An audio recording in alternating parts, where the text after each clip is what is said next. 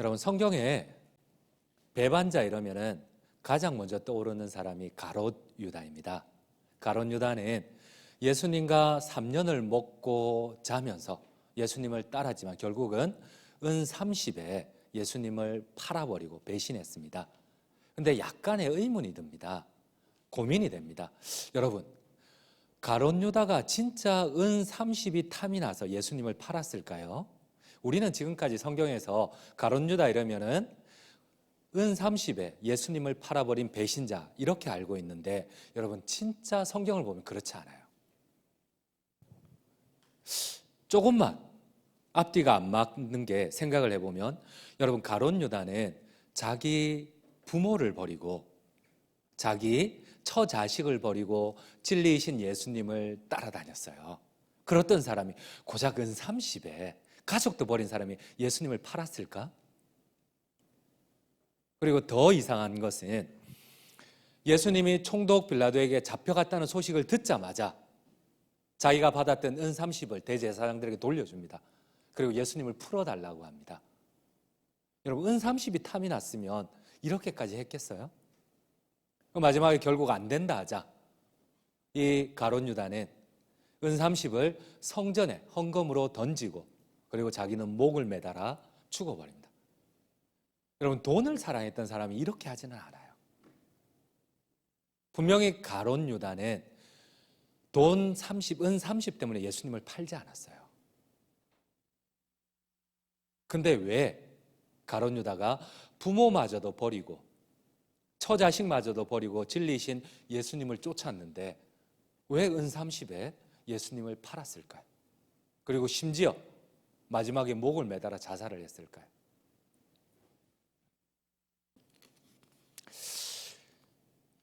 여러분, 우리 한번 마태복음 27장 3절을 함께 읽겠습니다. 27장 3절입니다. 그때에 예수를 판 유다가 그의 정죄됨을 보고 스스로 뉘우쳐 그 은 30을 대제사장들과 장로들에게 도로 갖다 주며. 여러분, 왜? 가롯 유다는 절대 돈 때문에 예수님을 팔지 않았어요. 그럼 무엇 때문에 가롯 유다가 예수님을 팔았을까요? 배신했을까요? 그 이유는 이렇습니다. 가롯 유다는 예수님에 대한 기대가 있었어요. 근데 가롯 유다뿐만 아니고 모든 제자들이 예수님에 대한 기대가 있었어요. 그거는 예수님이 강력한 구원자 메시아로 오셔서 군대를 편성하고 그 당시에 로마의 압제 아래에 있었던 이스라엘 백성들을 해방하는 거였습니다. 여러분, 그래서인지 성경의 제자들의 고백을 찬찬히 보면은 그들이 예수님을 따랐던 목적이 정확해요. 그들의 메시아가는, 여러분, 심지어 예수님이 부활하셨어요. 부활하시고 사도행전에 마가 요한의 다락방에 딱 들어갔어요. 여러분, 놀랍지 않아요? 자기 눈앞에서 십자가에 죽었던 예수님이 부활하셔서 사도행전에 찾아왔어요. 근데 이 제자들은 여전히 예수님에 대한 메시아관이 변하지 않았어요. 바로 이런 반응을 보입니다. 주님께서 이제 드디어 로마를 몰아내고 우리에게 해방을 가져다 줄 때가 바로 이때니까, 이렇게 반문을 해요. 우리 한번 사도행전 여러분들 1장 6절을 한번 같이 한번 찾도록 하겠습니다. 사도행전 1장 6절입니다. 함께 읽겠습니다. 그들이 모였을 때에 예수께 여쭈어 이르되 주께서 이스라엘 나라를 회복하심이. 웃기지 않아요, 여러분?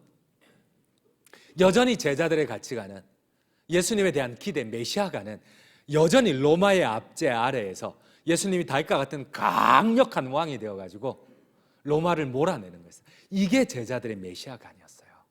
여러분, 가롯 유다 역시도 마찬가지였습니다.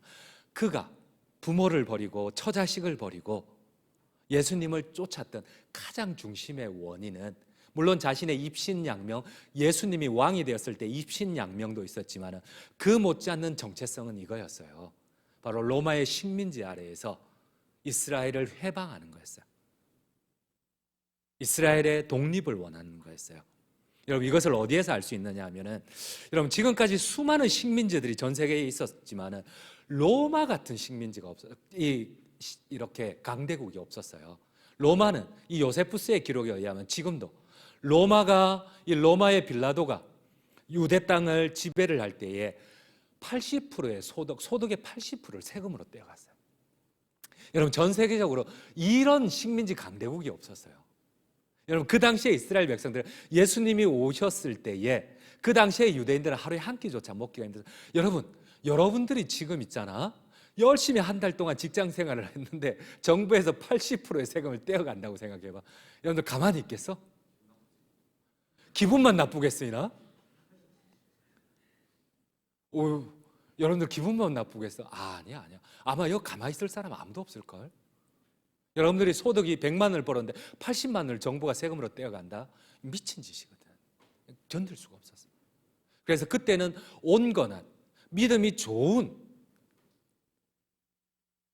유대인들조차도요, 다 로마에 항거를 했어요. 그래서 예수님의 제자들 가운데는 셀롯 당원들이 있어요. 시몬과 같은. 여러분, 이 셀롯 당은 젤롯, 바로 무장 항거 테러 단체예요. 우리나라어를 하면 식민지 아래에서 윤봉길, 또 누구야? 안중근 의사 총 쏘고 폭탄 던지고 이런 사람들이 예수님의 제자들이었어요. 그러니까 그들의 메시아의 기대가는 바로 예수님께서 죽은 사람도 고치고 병자들도 고치고, 이런 예수님이 12지파를 규합을 해가지고 군대를 편성을 해가지고 다윗 왕보다 더 강력한 왕이 되어서 로마를 몰아내고 이 다윗 왕국을 건설하는 게 이들의 메시아가 아니었어요. 근데 여러분, 이들 제자들 앞에서 예수님이 예루살렘에 마지막 입성하면서 이런 얘기를 합니다. 이제 내가 이 예루살렘에 들어가면 내가 이제 잡혀서 십자가에 죽으리라. 받아들일 수가 없었어요. 여러분, 그래서 이 가룟 유다가 예수님을 배신한 이유에 대해서 여러분들이 아마 열린다 성경 시리즈를 잘 아실 거예요. 이 열린다 성경 시리즈의 아무도 모르는구나. 저자이며 온누리교회 소속 이스라엘 대표 선교 파송 선교사님이시고 히브리 대학에서 박사학위를 받으신 이 류모세 선교사님이 이 부분에 대해서 이렇게 주해를 합니다. 왜 가룟 유다가 예수님을 배신했을까? 돈 때문이 아니다. 그 이유는 바로 이것이다. 가룟 유다는 베다니 나사로의 집에서 있었던 잔치에서 예수님이 허무하게 죽을 것이라는 십자가 죽음을 예언했을 때 결정적인 생각의 변화를 일으켰다. 이렇게 예수님이 아무런 저항 없이 허무하게 죽도록 내버려 둘 수 없었다. 일부러 가룟 유다는 예수님을 살짝 제적들의 손에 넘겨서 콘으로 몰면 예수님이 갑자기 이 바다를 잠잠케 하시고 죽은 자를 살리시는 초자연적인 능력을 사용해서 로마와 원수가 되어 이제부터는 예수님이 로마와 항거할 것이다. 이렇게 주해를 해놨어요. 저도 이 생각이 맞다고 해요. 가룟 유다는 절대 돈 때문에 예수님을 팔지 않았어요. 그런 사람 같으면 처자식을 버리고 예수님을 따르지 않았어요. 바로 자기의 신념, 목숨과도 같은 신념이 흔들릴 때 그 신념을 위해서 가룟 유다는 예수님을 파는 척했어요. 그렇습니다. 이 벼랑 끝 전술로서 예수님을 대적의 손에 살짝 넘겨 저항하도록 하는 거였습니다. 그런데 예수님은 이들의 생각과는 다르게 오히려 무기력하게, 그렇죠, 예수님이 이 땅에 오신 목적은 바로 우리에게 영원한 영생을 주기 위해서지 이 이스라엘 한 나라만을 위하여서 해방을 위해서 오신 분은 아니세요. 그러다 보니까 예수님은 아주 무기력하게 십자가에 전 인류의 죄를 위해서 십자가에 대속해서 죽으십니다. 그때에 뒤늦게 놀란 가룟 유다가 찾아갑니다. 돈을 되돌려 줄 테니까 예수님을 풀어달라. 그것도 여의치 않으니까 결국 성전에 돈을 던져놓고 스스로 목을 메어버립니다. 여러분, 문제점이 무엇이에요? 여러분, 우리가 오랜 신앙생활을 하다 보면은 이 가룟 유다처럼 자신은 주님을 위한다는 게, 무기력하게 예수님은 죽으셔야 될 분이 아니에요. 여러분, 예수님처럼 죽은 자도 살리고 예수님처럼 병든 자도 낫게 하고 오병이어의 기적으로 5천 명, 2만 명도 먹일 수 있는 예수님이 이렇게 무기력하게 십자가에 가서 끌려 죽으면 안 되잖아.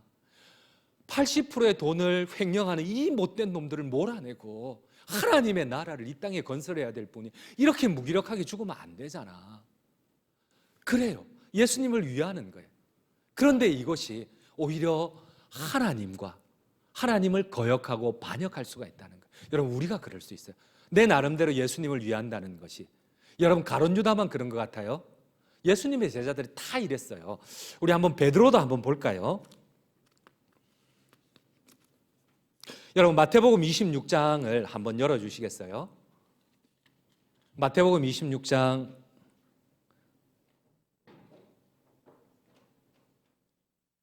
몇 절? 23절. 마태복음 26장 23절 우리 한번 같이 한번 읽도록 하겠습니다. 함께 읽겠습니다.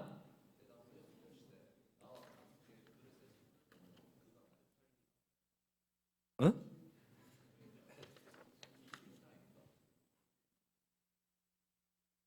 마태복음 16장.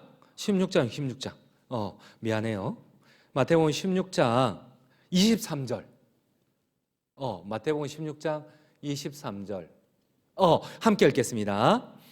예수께서 돌이키시며 베드로에게 이르시되 사단아 내 뒤로 물러가라. 너는 나를 넘어지게 하는 자로다. 내가 하나님의 일을 생각하지 아니하고 도리어 사람의 일을 생각하는도다. 23절 위에 22절 있죠. 있는데 왜 안 나오지 나는? 22절 있나요? 22절. 한번 같이 읽겠습니다. 베드로가 예수를 붙들고 항변하여 이르되 주여 그리마옵소서. 이 일이 결코 죽게 미치지 아니하리이다. 여러분 내가 지금 당회 중에 막 싸우다가 와가지고 내가 지금 정신이 없어. 그러니까 여러분들이 이해를 해요. 근데 분명히 설교문에 있는데 지금 어디에 있는지를 모르겠다. 근데 여러분 여기에 보면은 예수님이 이런 얘기를 해요. 내가 온 목적이 십자가에 죽어야 돼. 온 인류를 구원하는 거다. 그런데 여러분 이렇게 예수님이 나의 목적을 얘기하는데 제자들이 뭐라고 해요? 주여 그리마옵소서. 절대 그런 일은 있을 수 없습니다. 우리가 목숨을 걸고 주님이 십자가에 무기력하게 죽지 않도록 우리가 방어를 하겠습니다. 여러분 자기들은 목숨을 걸고 예수님을 위한다는 게 오히려 하나님의 뜻을 막아서고 있다니까요. 우리가 그럴 수 있다니까요. 오늘 가룟 유다의 잘못이 무엇입니까? 자기는 생명을 걸고 주님께 헌신한다는 게 오히려 주님의 뜻을 막아서고 있다니까요. 하나님의 뜻을 막아설 수 있다니까요. 여러분 오늘 읽었던 구약도 마찬가지예요. 여러분 구약에 보면은 하나님께서 우사를 죽이세요. 근데 제가 여러분 전도사 때 이 본문을 처음 접했는데 하나님이 너무 미운 거예요. 막 이해가 되지 않는 거예요. 여러분 생각을 해봐봐요. 수레에 하나님의 그 귀한 임재의 상징인 언약궤를 이렇게 수레에 싣고 퍼레이드를 벌리고 있는데 소들이 막 날뛰어요. 날뛰는데 이 수레가 흔들리면서 그 거룩한 하나님의 언약궤가 떨어져서 깨질 위험에 있는 거야. 그걸 보고 우사가 달려가서 그 언약궤가 파손되지 않도록 땅에 떨어지지 않도록 붙잡았어. 근데 하나님이 노하여 그 우사를 죽여버린 거야. 이 본문이 난 이해가 안 되는 거라. 하나님 독재자도 아니고 왜 이래? 여러분 생각을 해봐봐요. 은서야, 내가 그렇게 좋아? 왜 나에게서 눈을 못 떼? 미안하다. 이게 나이가 들면 주책이다. 근데 여러분, 은서야, 네가 하나님의 언약궤 뒤를 따라가고 있는데 갑자기 그 귀한 하나님의 언약궤가 성물이 이 수레에서 흔들려서 깨트려질 것 같다. 그럼 네가 빨리 가서 그 성물을 잡지 않겠어?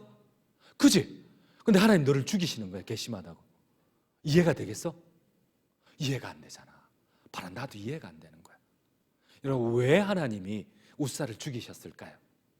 우리 한번 성경 말씀을 함께 보도록 할게요. 오늘 본문 6절 7절을 한번 같이 한번 읽도록 하겠습니다. 사무엘하 6장 6절 7절입니다. 그들이 나곤의 타작마당에 이르러서는 소들이 띠므로 우사가 손을 들어 하나님의 궤를 붙들었더니 여호와 하나님이 우사가 잘못함으로 말미암아 진노하사 그를 그곳에서 치시니 그가 거기 하나님의 궤 곁에서 죽으니라. 여러분 이 본문이 이해가 되세요? 이해가 안 되는 거야. 이유는 이렇습니다. 이유는 우사는 하나님의 말씀을 정면으로 거역을 했습니다. 우사는 하나님을 위한 게 아니었어요. 여러분 우사는 하나님은 반드시 말씀을 하셨어요. 절대 언약궤를 손으로 잡지 말라 그랬어요. 하나님 여러 번 반복해서 말씀하셨어요. 너희가 손으로 하나님의 임재 상징 언약궤를 잡으면 반드시 죽으리라 그랬어요. 여러분, 그런데 우리는 한 번 만진다고 죽지 않아요. 두 번 만진다고 죽지 않아요. 세 번 만지고 네 번 만지니까 너무 자연스럽게 생각해요.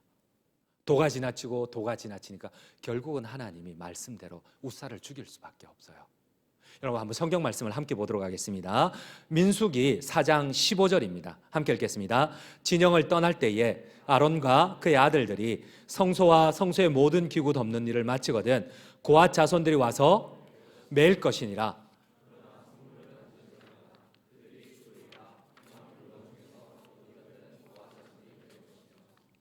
하나님은 반드시 말씀하셨어요. 만지지 말라. 반드시 죽으리라. 근데 여러분, 한 번 만진다고 하나님 쉽게 안 죽이세요. 근데 한 번 만졌어요. 아무 일이 없어요. 두 번 만졌어요. 세 번 만졌어요. 한 네 번째 되면은 오히려 죄송하고 양심의 가책을 받아야 되는데 오히려 그 반대가 돼버려요. 우리가 하나님을 위한다고 헌신한다고 희생할 수 있어요. 그런데 그것이 오히려 하나님을 거역할 수가 있어요. 여러분, 하나님은 여러 번 말씀을 하셨어요. 우리 한번 민수기 7장 8절 9절도 함께 읽겠습니다.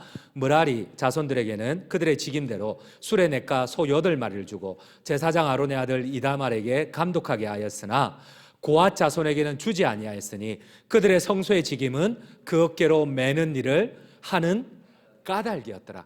하나님이 여러 번 얘기를 했어요. 절대 언약궤를 수레에 끌지 마라.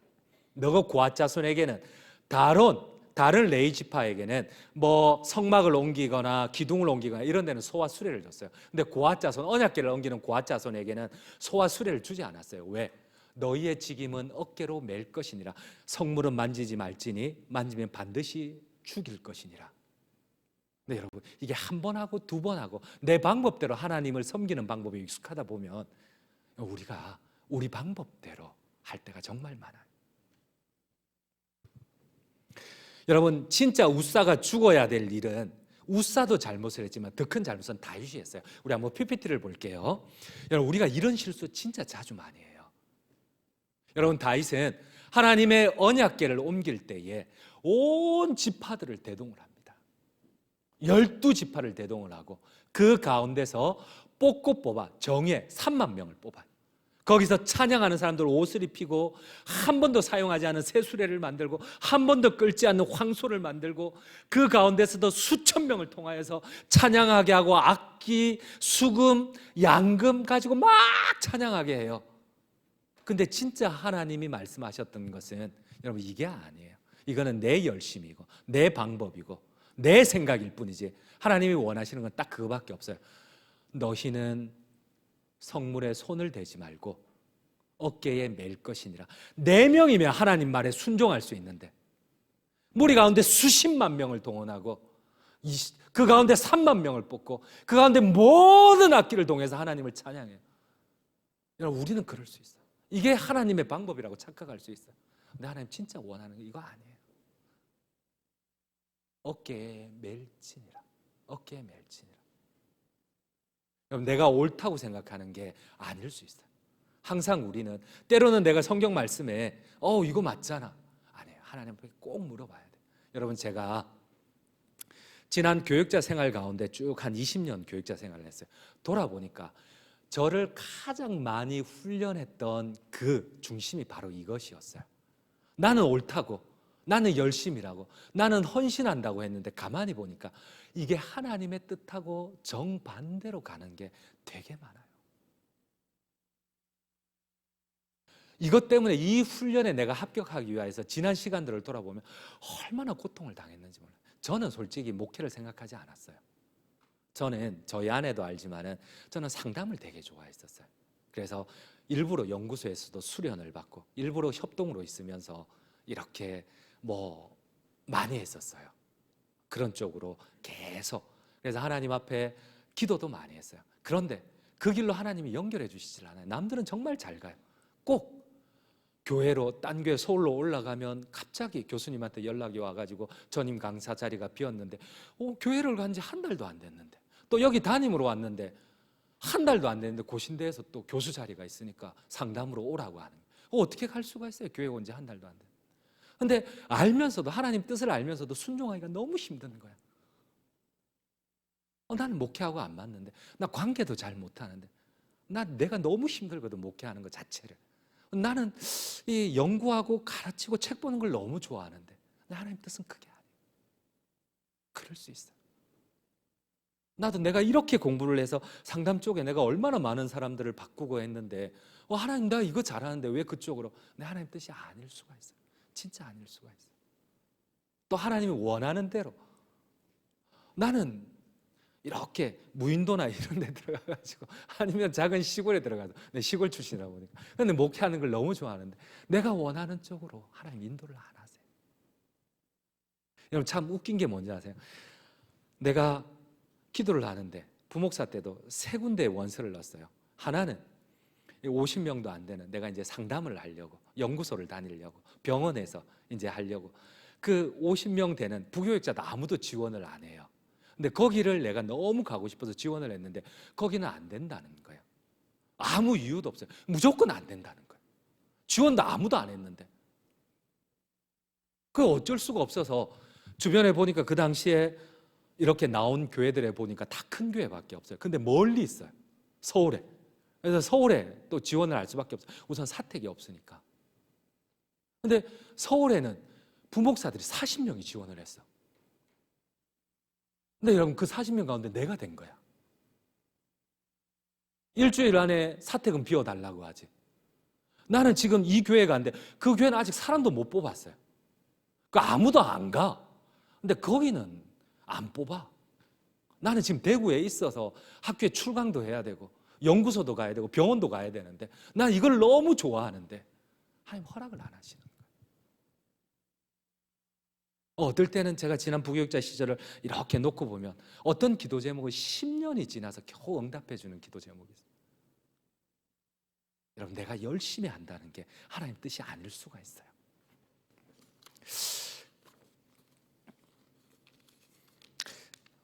이번 주에 제가 이렇게 중요한 경험을 하나 했는데 여러분들은 모르지만 지난주 내가 설교가 외도와 불륜에 관한 설교였어요. 그런데 이 외도와 불륜의 설교는 교회에서 하면 안 좋아요. 사람들이 싫어하고 요즘 제일 민감한 게 외도와 불륜이거든. 그런데 저는 보통 설교를 한 일주일 전에 다 준비를 해요. 다 준비를 하고 한 주간 동안 계속 묵상을 해요. 묵상을 하면서 하나님의 마음을 달라고 하거든. 근데 지난주에 하나님께서 수요일 날 새벽 예배를 설교를 하고 내려왔는데 하나님 계속 기도하는데 이상한 마음을 주시는데 이 본문을 가지고 설교를 하라는 거예요. 근데 설교를 하는 게 쉽지 않잖아요, 여러분. 원어도 분석을 해야 되고 그 가운데 서기 주제도 뽑고 설교 주제도 뽑고 그게 맞는 설교 목표도 하고 자료도 해야 되고 뭐 전후 문맥도 봐야 되지. 그리고 뭐 역사적 배경도 봐야 되지. 문화적 배경도 봐야 되지. 또 요 본문에 맞는 여러 목사님들이 유명한 목사님들이 한 설교하고 이렇게 또 구성 구조도 같이 맞춰 봐야 되지. 그런데 며칠도 안 남겨놨는데 그런 마음을 주시는 거야. 근데 여러분 이게 불편해. 나는 아닌데. 근데 해야 되는 거야.